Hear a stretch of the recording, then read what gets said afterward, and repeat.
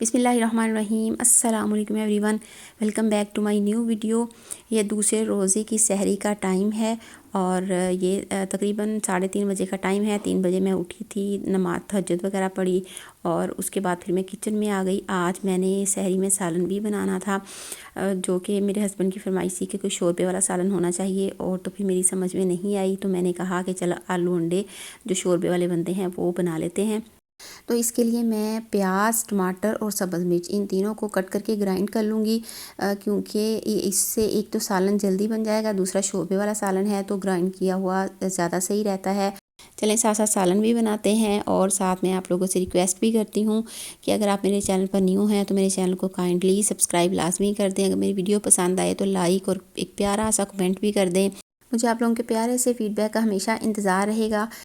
हम सबके जिनके छोटे छोटे बच्चे हैं, यहाँ मैं ये बात अपने दिल की तसल्ली के लिए भी कर रही हूँ और उन लोगों के लिए भी जो मेरी तरह हैं और अपने छोटे बच्चों के साथ सारा दिन डील करती हैं, घर के काम भी करती हैं और इतना टाइम नहीं मिल पाता रमज़ान में कि कुछ स्पेशल टाइम हम इबादत के लिए निकाल सकें। Special time in this way के हम हर नमाज के बाद कोई घंटा स्पेशल ही निकाल सकें कुरान पाक पढ़ने के लिए या कोई अज़कार वगैरह करने के लिए। तो मैं सुबह की नमाज़ के बाद और ज़ोहर की नमाज़ के बाद ज़रूर कुरान पाक पढ़ती हूँ, लेकिन असर और मगरिब के बाद क्योंकि काम बहुत ज़्यादा होता है, स्पेशली असर के बाद तो इफ्तारी की तैयारी स्टार्ट करनी होती है, तब तो बिल्कुल भी नहीं पढ़ा जाता। और मगरिब के बाद मैं सूरत वाक़या लाज़मी पढ़ने की ट्राई करती हूँ। कोई अगर केस बन जाए कि मेरी बेटी बहुत ज़्यादा रो रही हो, उस वजह से ना पढ़ पाऊँ, लेकिन मेरी अल्हम्दुलिल्लाह आदत है कि मैं सूरत वाक़या लाज़मी पढ़ती हूँ मगरिब की नमाज़ के बाद, चाहे रमज़ान हो चाहे रमज़ान ना हो। पूरा साल मैं कोशिश करती हूँ क्योंकि उससे आपके रिस्क में बहुत इजाफ़ा होता है। और इशा के बाद सूरत मुल्क लाज़मी पढ़ने की ट्राई करती हूँ। इस तरह हम थोड़ा थोड़ा करके मैनेज कर सकते हैं, छोटे बच्चों वाली माएँ तो और या फिर हम काम करते हुए अज़कार वगैरह करते रहें। मेरी ये आदत है, काम करते हुए हम लोग दुरूद शरीफ की जितना भी पढ़ सकें पढ़ते रहें, उससे हर काम में बरकत भी होती है और काम आसानी से और इजीली भी हो जाता है। जैसे छोटे बच्चे वाले माओं के लिए बिल्कुल ये इम्पॉसिबल सी बात है कि हम लोग स्पेशल टाइम निकाल के बैठें और जैसे पहले अशरे की दुआ है उसकी तस्बीह वगैरह करें। तो उसका सलूशन यही है कि हम लोग काम वगैरह करते हुए उसका विर्द करते रहें। ऐसे इंसान का रिग्रेट थोड़ा सा कम हो जाता है, क्योंकि अल्लाह ताला ने हमें अपनी इबादत के लिए ही दुनिया में भेजा है, लेकिन हम दुनिया के कामों में इतने बिज़ी हो गए हैं कि हम लोग अपने रब के लिए टाइम निकालना हमारे लिए बिल्कुल इम्पॉसिबल होता जा रहा है।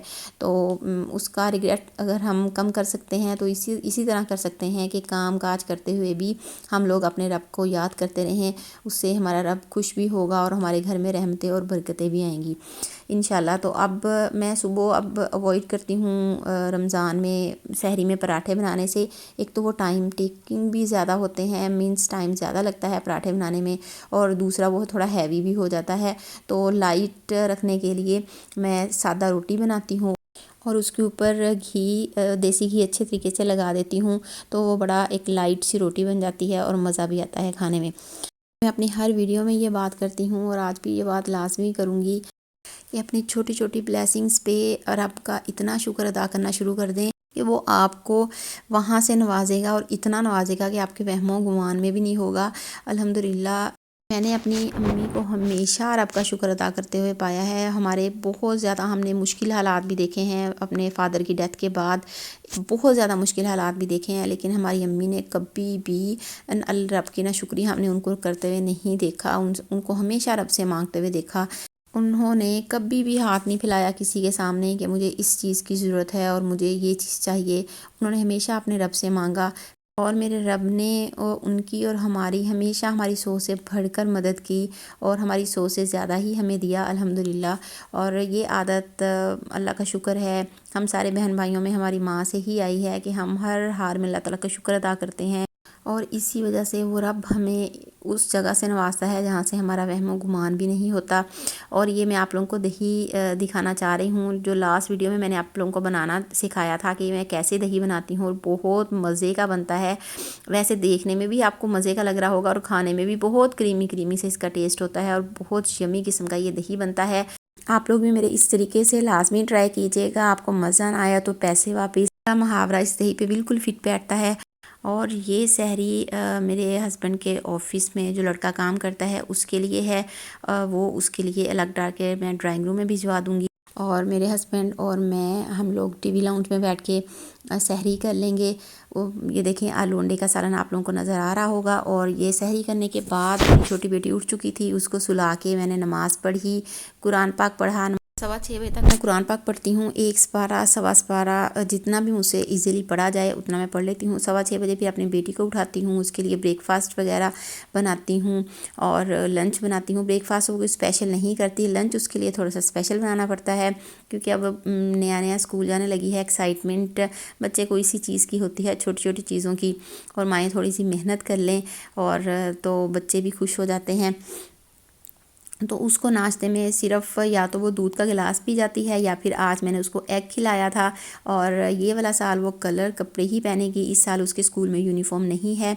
और उसको स्कूल भेजने के बाद फिर मैंने किचन साफ़ किया और ये किचन साफ़ करने की वीडियो मैंने नहीं बनाई। मैंने कहा ये रोज़ डेली बेसिस के काम है, इसकी मैंने क्या वीडियो बनानी है। सिर्फ सफाई करने के बाद छोटा सा क्लिप बनाया था, तो मैंने कहा कि ये मैं अपनी बहनों से शेयर कर देती हूँ। ये तकरीबन आप कह सकते हैं कि 8 सवा 8 बजे का टाइम होगा और मेरा किचन बिल्कुल साफ़ हो चुका था। ये धनिया बनाने वाला है, इसको मैं देखूंगी जब भी फ्री टाइम मिला तब मैं बनाऊंगी। और बाकी किचन अल्हम्दुलिल्लाह साफ़ सुथरा हो चुका है। और दूसरा मैंने आज अपने वॉशरूम की, जो कि मुझे काफ़ी दिनों से लटका हुआ था, मैं काफ़ी दिनों से इसकी डीप क्लीनिंग करना चाह रही थी लेकिन मुझसे नहीं हो पा रही थी किसी ना किसी मसरूफ़ियत की वजह से। आज मैंने ये काम भी निपटा लिया। और यकीन करें जब इंसान के दिमाग में कोई काम चल रहा हो और वो ना कर पाए तो बहुत, मैं कई दिन बड़ी उलझन में रही हूँ कि यार आज करती हूँ कल करती हूँ, टाइम ही नहीं मिल पा रहा। और आज मैंने हिम्मत कर ही ली, मैंने कहा नहीं बेटा, रेस्ट नहीं करनी, लेटना नहीं है, आपने ये काम निपटाना है और फिर कोई और काम करना है। तो किचन साफ़ करने के बाद मैंने ये वॉशरूम अच्छे से साफ़ किया, मैंने डीप क्लीन किया और यकीन करें मुझे इतनी खुशी हुई, इतनी खुशी से शायद मुझे कोई और चीज़ नहीं देती जितनी खुशी मुझे क्लीनिंग देती है। बिलीव मी मुझे अगर कहा जाए ना कि तुमने कोई काम नहीं करना, दिन रात सिर्फ क्लीनिंग करनी है, तो मैं खुशी खुशी वो काम करूँगी। वो हॉस्टल में मेरी एक फ्रेंड होती थी यूनिवर्सिटी में, हम 6 साल इकट्ठे पढ़े हैं, FSC से लेकर MSc तक। वो मुझे कहती होती थी हॉस्टल में भी मैं अपना रूम बड़ा नीट एंड क्लीन रखती थी। बर्तन किसी और ने यूज़ किए होते थे, धोने मैं चली जाती थी क्योंकि मुझे अपने रूम में यूज़ किए हुए बर्तन पड़े हुए बिल्कुल भी अच्छे नहीं लगते थे और मुझे मैस तो बिल्कुल भी अच्छा नहीं लगता। तो वो कहती होती थी कि तुम्हें ना तुम पढ़ने की बजाय ना कहीं पे काम वाली मासी होना चाहिए था, ताकि तुम पूरे मोहल्ले की सफाई करते हो, तुम बड़ी खुश रहती उस पर।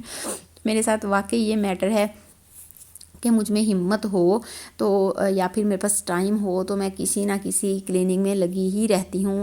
अब रमज़ान में भी मुझे सुकून नहीं मिल रहा।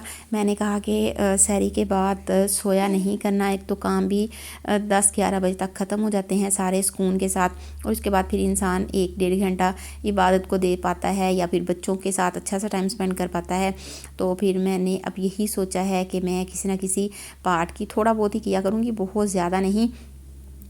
जैसे आज मैंने एक वॉशरूम की क्लीनिंग की है, कल मैं किसी और चीज़ की कर लूँगी। इसी तरह करके मेरा पूरा घर भी साफ़ रहता है और अल्हम्दुलिल्लाह मैं भी खुश रहती हूँ और मेरे घर वाले भी खुश रहते हैं। ऑफ़ कोर्स साफ़ सुथरा घर किसको पसंद नहीं आता, सब साफ़ सुथरे घर में ही सुकून महसूस करते हैं, गंदे घर में कोई भी सुकून महसूस नहीं करता।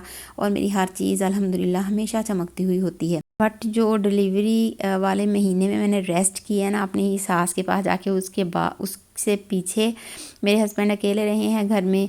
ऑफ़ कोर्स मेल्स ने सिर्फ खाना पीना ही होता है, उन बेचारों ने बाहर के हज़ार काम देखने होते हैं, घर के काम उनको पता ही नहीं होते कि क्या करने हैं क्या नहीं।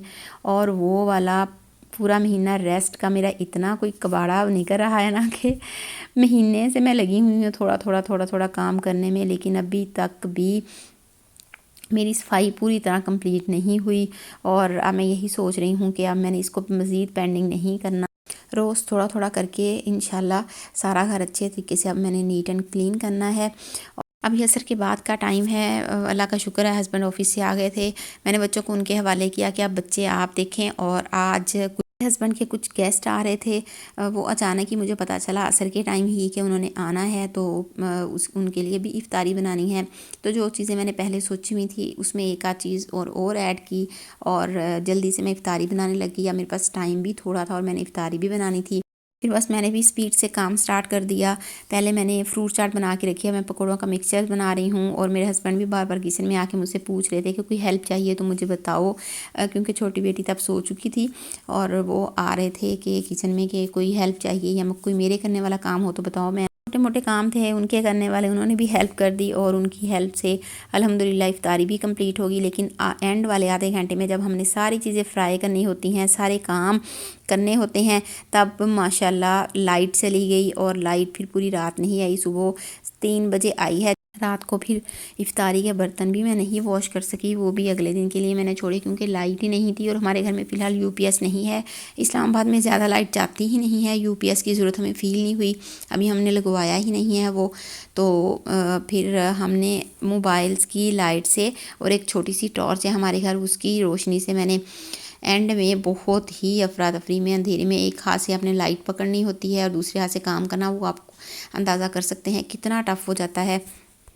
लेकिन अल्हम्दुलिल्लाह हस्बैंड ने हेल्प कर दी एंड में काफ़ी, आधे घंटे में उन्होंने मेरी काफ़ी हेल्प की चीज़ें रखने में, लाने ले जाने में, और जो भी वो कर सकते थे अब उन्होंने की हेल्प। और उनकी हेल्प से टाइमली सारी चीज़ें मैनेज हो गई और 3 मिनट पहले हम लोग टेबल पे बैठ चुके थे। यहाँ मैंने पकोड़ों का मिक्सचर बना के रखा। मैं दही बड़ों की तैयारी कर रही हूँ। ये जो मैं दही बड़े की रेसिपी बनाती हूँ बहुत ही इजी और सिंपल सी है और बड़ी मज़े की बनती है ये रेसिपी। ये लास्ट रमज़ान से एक यूट्यूबर की रेसिपी मैं फ़ॉलो कर रही हूँ। और इसमें बेसन में सिर्फ आपने ज़ीरा, रेड मिर्च और सॉल्ट और थोड़ा सा बेकिंग सोडा है, आपने ये 4 चीज़ें मिक्स करनी होती हैं। उनको अच्छे तरीके से मिक्स करना है ताकि वो थोड़ा सा बेसन फूल जाए, ताकि हम जब इसके भल्ले बनाएं तो वो फूले फूले से बहुत अच्छे बन जाएं। और अब मैं इसकी रायते में डालने के लिए सब्ज़ मिर्चें, ज़ीरा और इसमें नमक, ये 3 चीज़ें अच्छी तरीके से इनको मैश कर लूँगी और फिर उनको दही में डालने के लिए रेडी कर लूँगी। और साथ ही टमाटर और प्याज ये बारीक बारीक से कट कर लूँगी। आलू मैंने बॉयल करके क्यूब्स में पहले ही कट करके बॉयल करके रख लिए हैं। ये दही बल्लों की रेसिपी में तो इतनी एक्सपर्ट हो चुकी हूँ कि 15 मिनट में ये सारी चीज़ें मैं रेडी करके दही भल्ले बना लेती हूँ।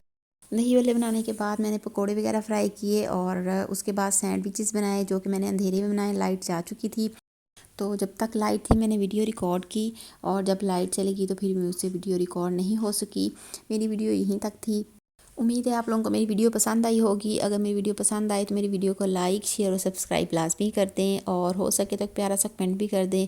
मुझे आप लोगों के फ़ीडबैक का हमेशा इंतज़ार रहेगा। मिलते हैं इंशाल्लाह नेक्स्ट वीडियो में अच्छी सी रमज़ान की वीडियो के साथ, अच्छे से रूटीन के साथ। तब तक के लिए अल्लाह हाफिज़। मुझे अपनी दुआ में याद रखिएगा।